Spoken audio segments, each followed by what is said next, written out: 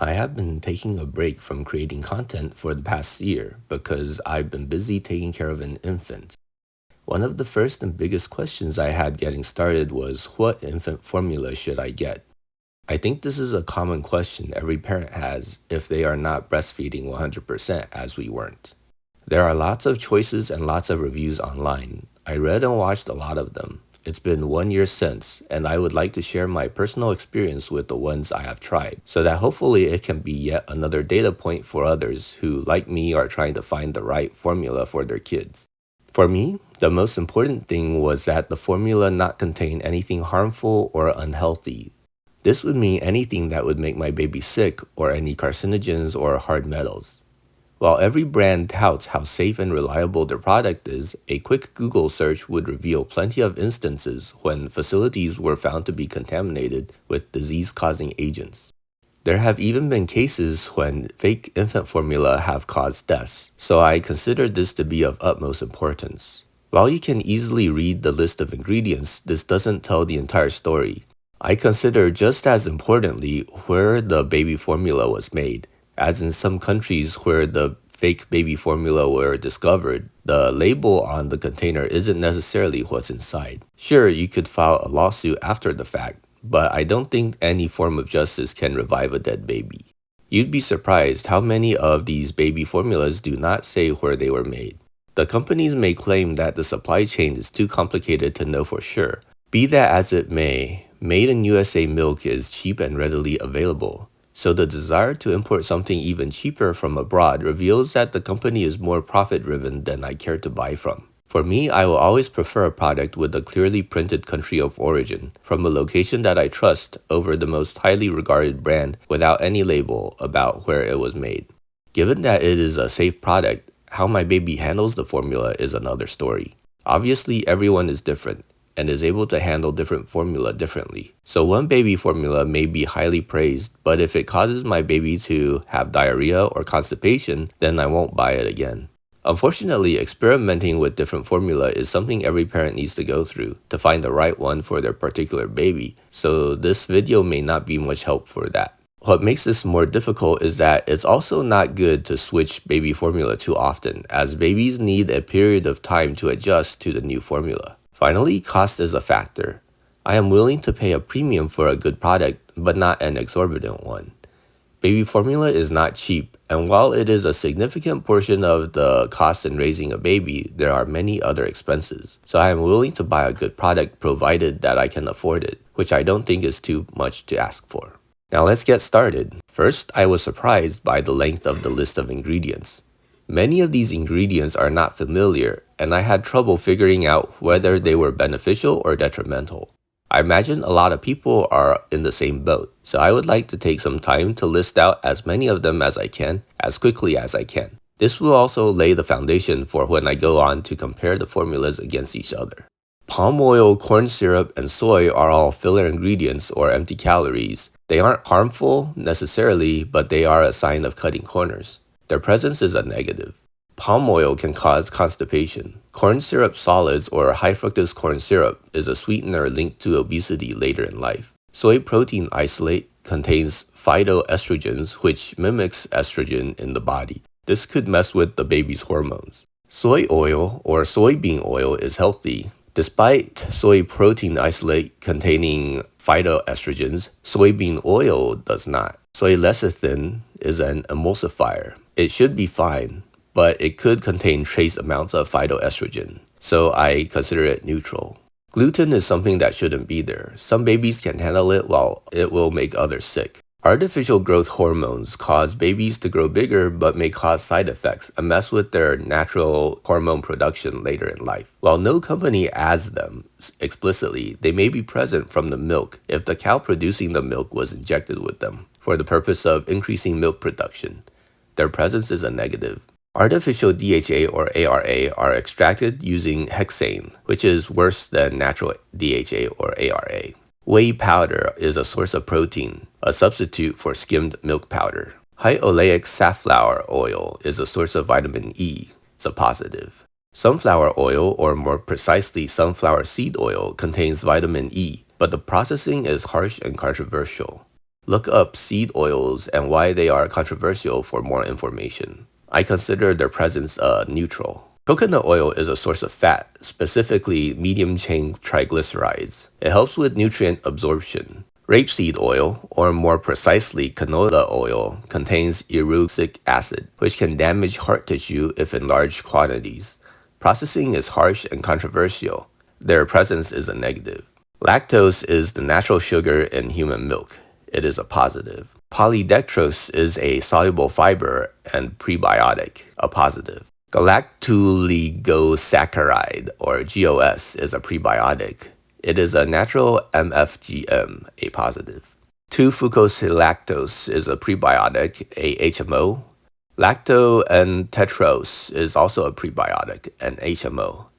3-fucosilactose is also a prebiotic, an HMO. 6-sialylactose is a sodium salt, which improves muscle function. 3-sialylactose is also a sodium salt, which helps the immune system and gut bacteria. Alpha-lactalbumin is an essential protein for newborn nutrition. It is the most abundant whey protein in human milk. Calcium citrate is a source of calcium with no effect on stomach acid. It can also be used as a preservative. It is a positive. Calcium phosphate is an alternative source of calcium, which is harsher on the stomach. Potassium chloride and potassium citrate are sources of potassium, which is an electrolyte. Calcium lactate and calcium carbonate are sources of calcium. Sodium citrate is an emulsifier for oils. It is neutral. Choline bitartrate and choline chloride both help with brain development. Fructooligosaccharides, or FOS, are prebiotics. Magnesium chloride and magnesium phosphates are sources of magnesium. Manganese oxide is a laxative. Schizochitrium SP oil is a natural source of DHA. Sodium ascorbate is a source of vitamin C. Ascorbyl palmitate or ascorbic acid is vitamin C. Potassium hydroxide is a source of potassium. Inositol helps with growth. L-tyrosine is an amino acid that helps with brain development. Mortierella alfina oil is a fungus that's a natural source of ARA. Taurine has no known benefits. It is neutral. Iron pyrophosphate and ferrous sulfate are sources of iron. Cytidine 5-monophosphate is an immunity supplement. It helps with the immune system. Disodium iridine 5-monophosphate helps with cognitive function. Adenosine 5-monophosphate helps with cellular metabolic processes. Disodium inosine 5-monophosphate and disodium guanosine 5-monophosphate are taste enhancers like MSG. Their presence is neutral. L-phenylalanine is an essential amino acid. Zinc sulfate is a source of zinc. Niacin and niacinamide are sources of vitamins B3. Calcium pantothenate is vitamin B5. Copper sulfate or cupric sulfate are preservatives, specifically fungicide. Thiamine or thiamine hydrochloride are vitamin B1. Riboflavin is vitamin B2. Manganese sulfate is a source of manganese. Folic acid is a source of folate, which is vitamin B9. Potassium iodide is a source of iodine. Sodium selenite or sodium selenate are sources of selenium. Biotin is vitamin B7. Beta-carotene is vitamin A. Lutein helps with eye health. L-carnitine helps with energy production and is needed specifically for preterm babies. Mixed tocopherols and D-alpha tocopherol acetate are sources of vitamin E. Pyridoxine hydrochloride is vitamin B6. Phylloquinone is vitamin K1. Okay, that was long. I'm glad we made it. In the future, if you ever need to look something up, I'll have this list in the description. Now we can move on to a brief review of each infant formula, how my baby handled it, anything notable about it, whether pro or con, and whether I recommend it or not, and why. The first infant formula that we used was Similac NeoSure.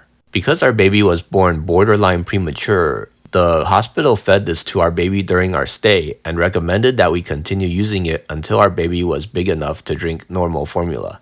It comes in a very small can and is the most expensive per ounce out of the formula that we will look at today. However, our baby was drinking it, pooping regularly, and putting on weight steadily, and that was more important than anything else at the time.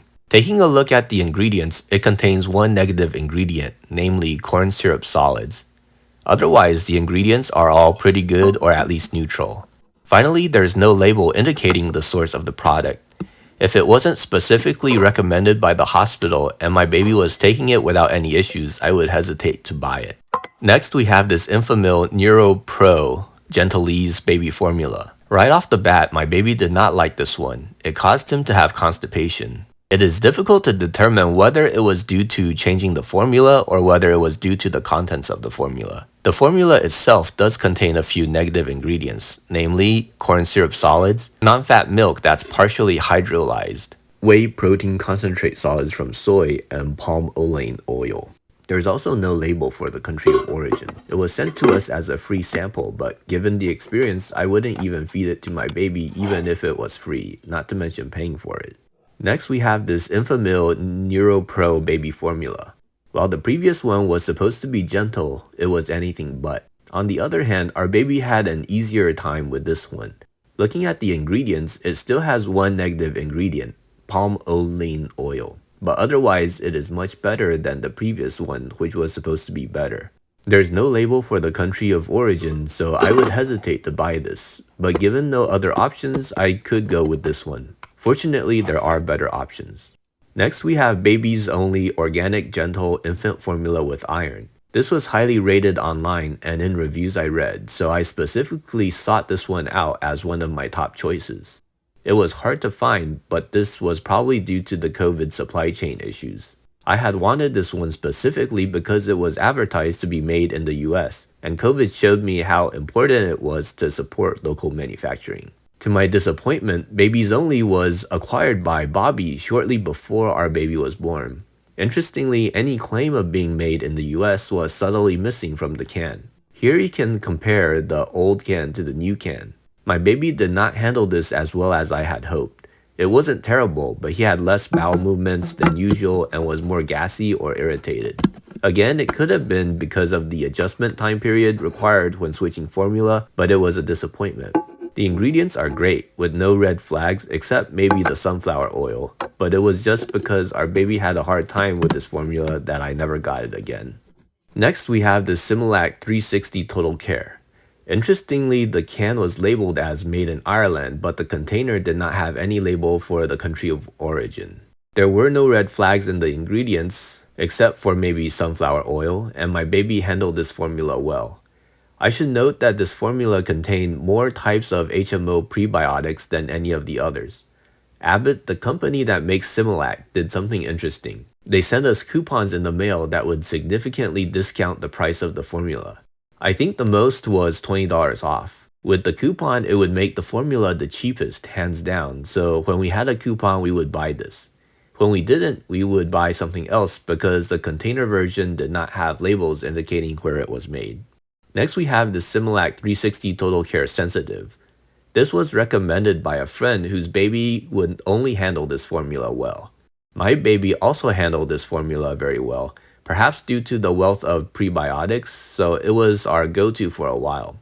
However, looking at the ingredients, the first ingredient is corn syrup, which is a definite negative. Aside from that glaring flaw though, none of the other ingredients are particularly troublesome. Like the previous formula, there is no label indicating where this formula was made. Again, the coupons would influence our decision when it made it significantly cheaper than other options, but this being priced a few bucks higher usually than the previous formula and the aforementioned negatives meant that this was not a perfect choice. Next, we have this Gerber Good Start Gentle Pro baby formula. Our baby did not have any negative reaction to this formula, but our baby by this time was almost 1 year old, and so could handle solid foods by this point. He was not sensitive anymore to differences in the formula, and thankfully so because I did not know the ingredients were this terrible. It contains hydrolyzed whey protein concentrate, palm olein and sunflower oil, and corn maltodextrin. It's practically junk food for infants, fortified with essential nutrients. It was gifted to us, but I wouldn't recommend it despite our baby handling it well. Finally, we have these Kendamil infant formulas. We tried a few of the varieties they offered, including the regular infant formula, the organic infant formula, and the goat infant formula. Our baby handled all three extremely well, and for good reason. The first ingredient is whole milk, whereas none of the other options used whole milk. The only red flag is the presence of rapeseed oil, or more commonly known as canola oil, and possibly sunflower oil. What sealed the deal for me was that the country of origin was clearly printed on each and every can, next to the date of manufacture and expiration date. Some cans were from Spain while others were from the UK. This kind of accountability is what inspires confidence in a product, instead of the typical ambiguity in most of the other options. The packaging was also nicely done. Overall, the whole package just speaks quality, and I didn't mind paying a bit more for this. Now let me elaborate on one specific detail, the scoop. For most formula, you'd get a can with a scoop thrown in haphazardly. Infant formula is both pricey and very sensitive to moisture and can clump up or go bad, so I would prefer not having to dig around in the powder looking for the scoop. Now, is it any wonder that the baby formula I ended up going with had a place to secure the scoop? Most companies provide a scoop that makes 2 fluid ounces of formula per scoop. You'd have to gauge half a scoop for times when you want an odd number of fluid ounces. The scoop that the Kendamil formula comes with, on the other hand, makes 1 fluid ounce per scoop, so there's no need to try to scoop half a scoop. The only issue with the Kendamil scoop is that it is wider than the usual scoop, so it's harder to dump the formula into the bottle without spilling some of it outside, especially if the bottle has a narrow neck. Before I conclude this video, I would like to give one general tip. When you open a new can, use a Sharpie to write the date on the lid. An open can of formula is good for 1 month across the board, so it is helpful to have the date right there. You won't remember the date you opened the can, especially after a couple of cans in. If you breastfeed less than half of the time, you probably won't risk going over a month on a can of formula after the baby turns 3 months old. Right before our baby turned 1, he was going through 1 can of formula in about a week and a half. But before 3 months old, it is very possible the can could go past 1 month. Alright, now for my ranking of baby formula. Please do take this with a grain of salt. This is from my personal experience with one baby. What works for me may not work for you, or vice versa. I do not claim to be a baby formula expert. I'm only sharing my experience. So just take this as a data point for your consideration. At the top of the list, I would put the Kendamil formulas. I'm not partial to organic stuff, so whichever one is cheaper is good enough for me. Usually that's the regular infant formula. The organic and goat formulas could sometimes be significantly more expensive, but price aside, I wouldn't hesitate to recommend Kendamil due to the good ingredients used, lack of fillers or bad ingredients, traceability of the origin of the ingredients, and the thoughtful package design. Next on the list is a Similac 360 Total Care, not sensitive. I would specifically look for the cans with the clearly labeled country of origin, but those do come without any place to secure the scoop. I would only get this if the price is significantly lower than the Kendamil formula, which may not often be the case. This formula did contain more prebiotics than the other options, which may have helped my baby handle it as well as he did. After that, I would put Similac 360 Total Care Sensitive. It contains corn syrup, but my baby handled it well. I wouldn't get this over the previous 2 options unless if neither of those are available. Next, I would put the Similac NeoSure. This is a formula for a specific purpose, premature babies. It is the only option for premature babies until the babies reach a weight where they can take regular formula, at which point I would go with the aforementioned options. Corn syrup, solids, and the lack of origin traceability are the only concerns with this formula. Next, I would put the baby's only infant formula. They contain more organic ingredients than any of the other aforementioned options, except for the Kendamil organic infant formula. If you care about organic ingredients, then this may be your top choice, as the price is quite reasonable compared to the Kendamil organic infant formula. My baby did not handle this formula well, and I don't like that whereas previously they simply printed made in Ohio. Now there's no clear indication anywhere on the can where the formula was made. I wouldn't recommend any Enfamil formulas or the Gerber Good Start. Their ingredients are quite lacking and disappointing, and there's also no mention anywhere where the formula is made. There you have it. I hope this video has been informative, and I wish you the best on your journey.